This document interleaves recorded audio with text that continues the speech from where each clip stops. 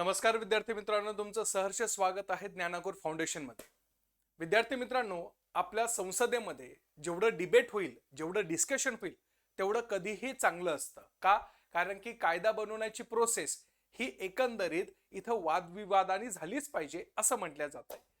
परंतु अशा वेळेस जर विरोधकांचा असलेला आवाज दाबला जात असेल तर मग आपण अशा वेळेस खऱ्या अर्थाने लोकशाहीमध्ये राहतोय का, हा प्रश्न तुम्हालाही पडला असेल।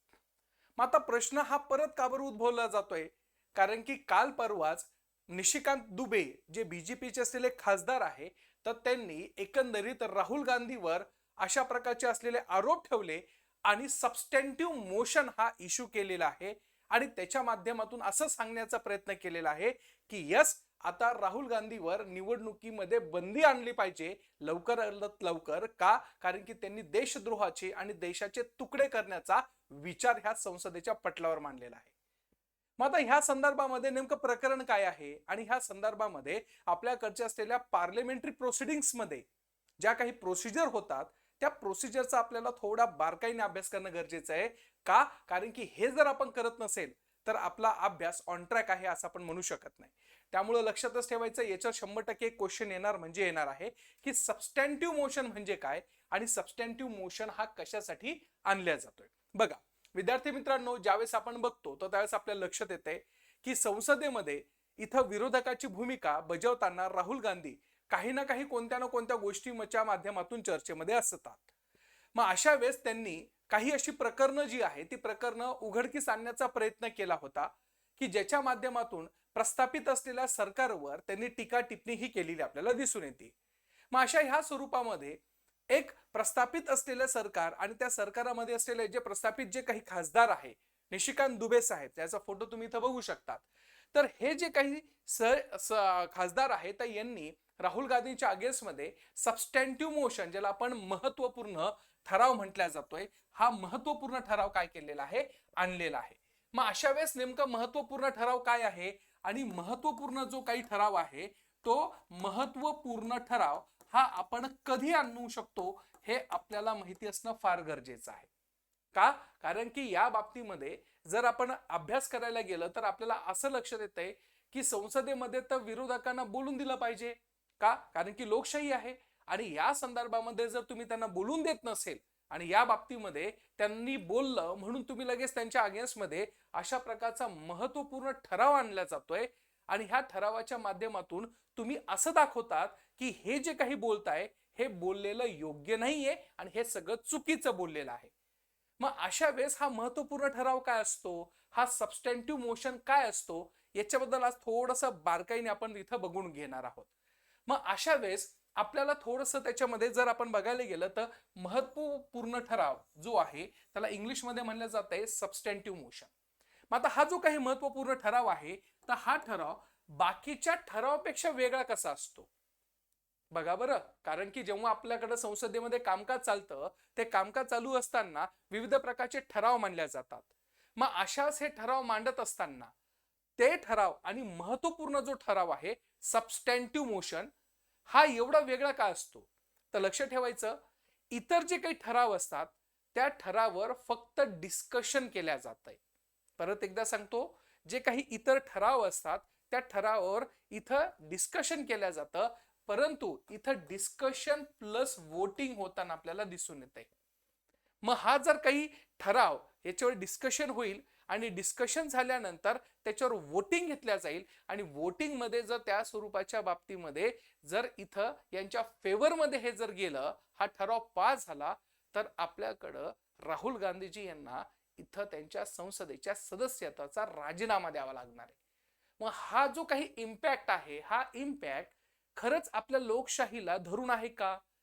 कारण की का, आपल्याकडच्या असलेल्या लोकशाहीमध्ये विरोधी पक्षांना तेवढं बोलण्याचा अधिकार दिलाच पाहिजे आणि ह्या बोलण्याच्या अधिकारामध्ये त्यांनी जर प्रस्थापित सरकारवर टीका टिप्पणी करत असेल तर तो असलेली टीका टिप्पणी ही स्वीकारणं ही जबाबदारी प्रस्थापित सरकारची आहे। मग अशा वेळेस आपण बघूया की एक्झॅक्टली हा जो काही सबस्टॅन्टिव्ह मोशन आहे त्याच्याबद्दल एक्झॅक्टली कुठं मेन्शन केलेलं आहे आणि कशाबद्दल मेन्शन केलेलं आपल्याला दिसून येते। तर आपल्याकडे बेसिकली रूल्स असतात, rules of a procedure conduct of a business in Lok Sabha. हे पर्टिक्युलर आपल्या लोकसभेमध्ये कशा प्रकारे बिझनेस चालणार आहे, कशा प्रकारे बिझनेस म्हणजे काय, कामकाज कसं चालणार आहे याच्याबद्दलची नियमावली दिलेली आहे. हे रूल्स असतात आणि हे रूल्स तुम्हाला फॉलो करावेच लागतात. जो कोणताही संसद सदस्य तो संसदेमध्ये काम करत असेल, संसदेमध्ये बोलत असेल, मग तो मंत्री असू द्या, विरोधी स्वरूपातला असलेला एखादा संसद सदस्य असू द्या ज्याला आपण खासदार म्हणतोय, किंवा प्रस्थापित सरकारतला खासदार असू द्या, त्या प्रत्येक व्यक्तीला त्या स्वरूपाच्या बाबतीमध्ये हे जे काही सगळे जे रूल्स आहे ते रूल्स काय करावे लागतात, फॉलो करावे लागतात. आणि जर तुम्ही हे फॉलो करत नसेल आणि तुम्ही त्या स्वरूपाच्या बाबतीमध्ये हे फॉलो करण्यामध्ये कुठंतरी मागं पडत असेल तर तुमच्यावर डिसिप्लिनरी ऍक्शन्स ही घेतल्या जाते. मग अशा वेळेस आपल्याला इथं सगळ्यात महत्वाची असलेली गोष्ट समजून घेणं गरजेचं आहे की असे कोणते रूल्स आहे जे की प्रत्येक खासदारांनी फॉलो करणं गरजेचं आहे. आता बघा, आपल्याकडे प्रत्येक खासदाराला बोलण्याचा अधिकार असतो, बरोबर आहे. विदाऊट बोलणं म्हणजे एकंदरीत तुम्ही बोलत नसाल तर तुम्ही इथं लोकशाहीमध्ये काय आहात ना, अशातला भाग असतो. मग अशा वेळेस आपल्याकडं जो कोणताही खासदार इथं उभं राहणार आहे बोलण्यासाठी तर त्याला काही डेकोरम फॉलो करावे लागतात. म्हणजेच काय, काही नियमांची पालन करावं लागतात. मग ते नियम पहिले कोणते आहेत ते समजून घेऊ आणि मग आपल्याला ह्या गोष्टीवर आपल्याला येता येणार आहे. तर त्याच्यामध्ये सगळ्यात इम्पॉर्टंट जो काही नियम आहे त्या इम्पॉर्टंट नियमामध्ये आपल्याला सगळ्यात महत्वाचा नियम दिसतो तो म्हणजे 352चा नियम. कोणता? 352चा नियम. इथं एक्झाम मध्ये तुम्हाला विचारला जाऊ शकतो. इथं एक्झाम मध्ये 100% तुम्हाला रूल्स माहिती असायला पाहिजे. मग आता सगळ्यात पहिला आणि इम्पॉर्टंट रूल्स कोणता आहे तर 352चा नियम आहे. कोणता आहे? 352चा नियम, की ज्याच्या आधारे निशिकांत दुबे साहेबांनी इथं राहुल गांधीवर टीका टिप्पणी केली आहे आणि असं स्पष्टपणे सांगितलेलं आहे की राहुल गांधींनी जे काही वक्तव्य करत असेल तर ह्या गोष्टीची काळजी त्यांनी घेतली गेली पाहिजे. ऍटलिस्ट ह्या सगळ्या गोष्टी करत असताना त्यांनी ह्या गोष्टीची एवढी काळजी घेतली पाहिजे की कोणत्याही स्वरूपामध्ये इथं वक्तव्य करत असताना त्यांनी देशाची असलेली सॉव्हर्निटी, देशाची इंटिग्रिटी आणि देशाच्या असलेल्या प्रस्थापित असलेल्या भूमिकेवर टीका टिप्पणी करत असताना काही फॅक्च्युअल डेटा हा तिथं दिला पाहिजे.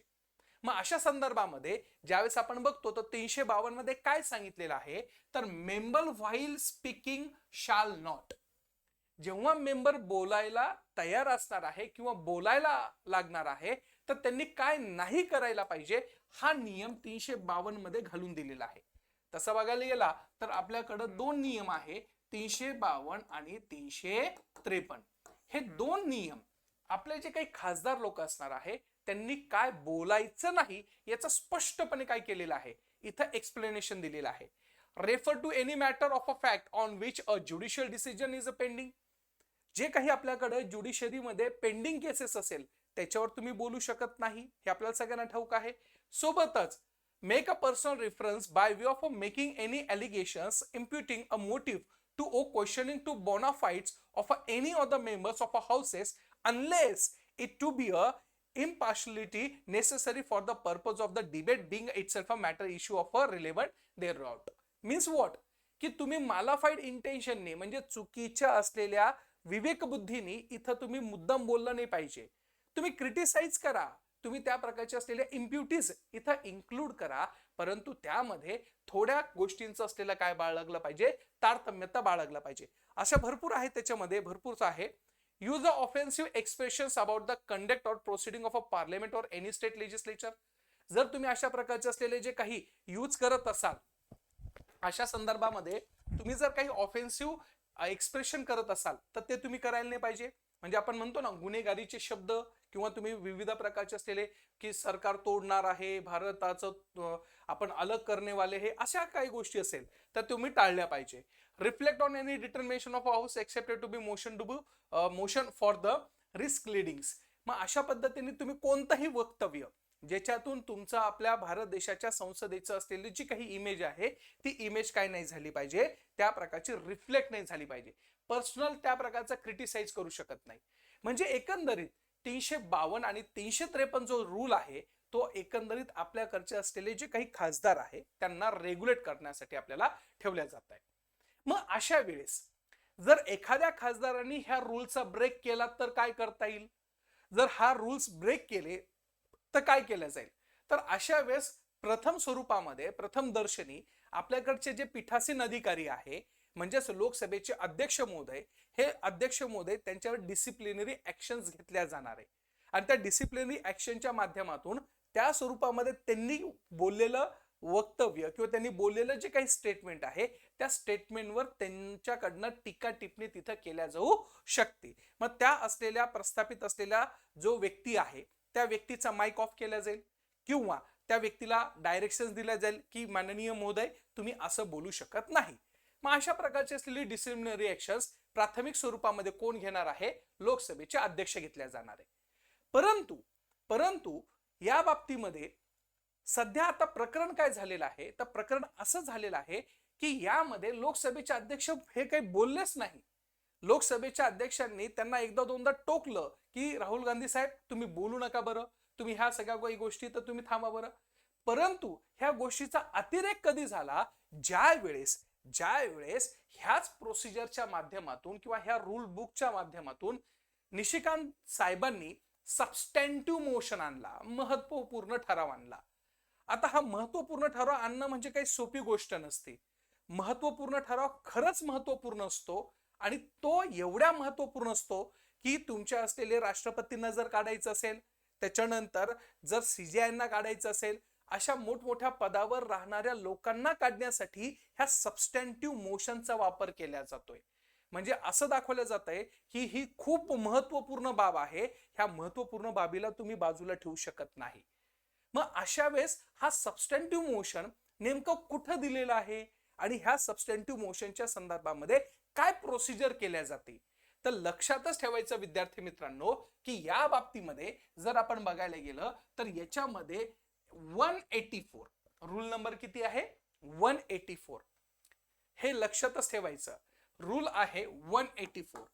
रूल नंबर 184 मध्ये स्पेसिफाईडली सांगितलेलं आहे की जर कोणालाही अशा स्वरूपाच्या बाबतीमध्ये महत्वपूर्ण ठराव मांडायचा असेल तर तो ठराव मांडता येऊ शकतो. हे असं स्पेसिफाईडली कुठं सांगितलेलं आहे? तर यामध्ये आपल्याकडे सांगितलेलं आहे 184 मध्ये सांगितलेलं आहे. मग अशा वेळेस आज जो काही निशिकांत दुबे साहेबांनी राहुल गांधीच्या अगेन्स्ट मध्ये महत्वपूर्ण ठराव आणलेला आहे तो कोणत्या रूलच्या माध्यमातून आणलेला आहे? तर त्यामध्ये 184 च्या अंतर्गत. मग 184 काय सांगतंय? Discussions on matter of a public interest. Public interest म्हणजे इथं जनकल्याणाच्या असलेल्या महत्वपूर्ण बाबीवर चर्चा करण्यासाठी हा मी ठराव आणत आहे आणि ह्या ठरावावर आपण डिबेट केलं पाहिजे, डिस्कशन केलं पाहिजे आणि त्या स्वरूपाच्या बाबतीमध्ये याच्यावर वोटिंग पण झालं पाहिजे. त्यामुळे लक्ष ठेवा, जर वोटिंग झालं आणि वोटिंग जर फेवरिंग मध्ये गेलं तर माइट बी राहुल गांधीचं असलेलं पद इथं चालल्या जाऊ शकतं. हे लक्षातच ठेवा, कारण की आपल्याकडं पद जाण्याचे असलेले विविध जे प्रकार आहे तर ह्या प्रकारामध्ये लोकसभेच्या रूल्सच्या माध्यमातून अशा प्रकारेही त्यांचं असलेलं पद घालवण्याची ताकद आपल्याकडे ह्या रूल्स मध्ये दिलेली आहे. येतं लक्षात? त्याच्यानंतर अजून याच्यामध्ये दोन महत्वाचे असलेले सब आपण मोशन्स आहेत ते आपण कोणते आहेत ते बघून घेऊ. 184 कळाला. आता आहे 185. अशा प्रकारची असलेली सर्वप्रथम तुम्हाला काय द्यावी लागते? नोटीस द्यावी लागते. कोणाला नोटीस द्यावी लागती? नोटीस करावी लागती सेक्रेटरी जनरलला. कोणाला? सेक्रेटरी जनरलला. सेक्रेटरी जनरलला सांगावं लागतं की साहेब अशा अशा पद्धतीचं असलेलं हे मॅटर आहे, मला या संदर्भामध्ये महत्वपूर्ण जो काही ठराव मांडायचा आहे हा ठराव अशा अशा पद्धतीचा आहे आणि या ठरावामध्ये इथं माननीय श्री जे काही राहुल गांधी सर आहे, राहुल गांधी सरांनी भारत देशाला तोडण्याचा प्रयत्न करण्याचे स्टेटमेंट इश्यू केले आणि प्रस्थापित असलेल्या सरकारला ऑफेन्सिव्ह वर्ड मध्ये क्रिटिसाइज केलेलं आहे, जे की आम्हाला पटलेलं नाहीये. आमचा सभागृह, लोकसभागृह असं म्हणतोय की अशा व्यक्तीला इथं आपण जागीच थांबवलं पाहिजे, यांना पुढच्या असलेल्या निवडणुकीमध्ये उभं नाही करू दिलं पाहिजे आणि यांची निवडणुका ह्या आपण कायमस्वरूपीमध्ये रद्द करावी, अशा प्रकारचा हा ठराव आहे. मग अशा वेळेस तुम्हाला त्या स्वरूपातली असलेली जी काही नोटीस आहे रिटर्न स्वरूपामध्ये ती कोणाला द्यावी लागती? तर सेक्रेटरी जनरलला द्यावी लागती. त्याच्यानंतर काय आहे? मग अशा स्वरूपाच्या बाबतीमध्ये जर हे सेक्रेटरी जनरलनी काय केलं असेल त्या स्वरूपाच्या बाबतीमध्ये त्याला ऍडमिट केलं असेल की यस तुम्ही जे म्हणताय ते बरोबर आहे, परंतु एक लक्षात घ्या, त्यांनी म्हटलं निशिकांत दास साहेबांनी दुबे साहेबांनी जर म्हटलं असेल की अशा अशा प्रकारच्या असलेल्या गोष्टी आहे आणि त्या सत्य आहे, परंतु ते लगेच केल्या जात नाही. त्याचे असलेले क्रायटेरिया असतात ते ऍडमिसेबल झाले पाहिजे. म्हणजे ते जी काही नोटीस आहे ती नोटीस स्वीकारताना काही गोष्टी इथं त्या प्रकारे बघितल्या जात आहे. Shall be rise of a substantially one the definite issue. त्याच्यामध्ये खरंच महत्वपूर्ण काही बाब आहे का ते बघितल्या जाणार आहे. Shall not be a content arguments inference ironical expressions imputations or the defamatory statement. खरंच त्या प्रकारे तुम्ही बदला घेण्यासाठी आणलेला आहे का हे पण बघितल्या जाणार आहे. तिसरं, it shall not refer to a conduct of a character personal except their a public capacity. अशा विविध प्रकारचे असलेले भरपूर क्रायटेरियाज असतात आणि ते क्रायटेरिया फुलफिल करण्यासाठी ह्या सगळ्या गोष्टी काय केल्या जातात, चर्चेला घेतल्या जातात. आणि हे जर ऍडमिसेबल झालं आणि हे जेव्हा ऍडमिसेबल केल्या जाणार आहे तर त्या स्वरूपाच्या बाबतीमध्ये ह्या सगळ्या कंडिशन चेक केल्या जातात आणि हे चेक केल्यानंतर त्या स्वरूपामध्ये तो ठराव वोटिंगला ठेवला जातो आणि वोटिंग मध्ये जर पास झाला तर कदाचित त्या स्वरूपाच्या बाबतीमध्ये आपल्याकडे जे काही प्रस्थापित असलेले जे राहुल गांधी सर आहे तर यांचं असलेलं पद धोक्यात येण्याची 100% शक्यता आहे. त्यामुळं इथं बघूया आपण, अजून तर ते ऍडमिट झालेलं नाहीये, त्या स्वरूपाच्या बाबतीमध्ये त्याला ऍडमिट केलेलं नाहीये आणि केलं जरी असेल तर त्याला थोडासा वेळ लागणार आहे ह्या सगळ्या गोष्टीमध्ये. त्यामुळं आपल्याला अभ्यासाच्या बाबतीमध्ये सगळ्यात इम्पॉर्टंट बाब लक्ष ठेवायची आहे की जो काही महत्वपूर्ण जो ठराव आहे तो महत्वपूर्ण ठराव आपल्या लोकसभेच्या रूल्स मध्ये कुठं सांगितलेला आहे, 184 मध्ये सांगितलेलं आहे. आणि सोबतच असं लक्ष ठेवायचं की आपल्याकडचे असलेले जेवढे काही पार्लिमेंट्रियन्स आहे ह्या पार्लिमेंट्रियन्सला उभं राहता वेळेस भाष्य करता वेळेस 352 आणि 353 चा संदर्भ घेणं गरजेचं आहे. लक्षात आहे. अशा प्रकारचा असलेला एकदम सिंपल होता, परंतु आपल्या अभ्यासासाठी आणि आपल्या असलेल्या एक्झाम पॉइंट ऑफ व्ह्यू साठी फार महत्वाचा आहे. याबद्दल असलेली ही जी काही बातमी आली आहे लोकसत्ताच्या पेपरमध्ये ते मी टाकून दिलेली आहे आपल्या टेलिग्राम चॅनलवर.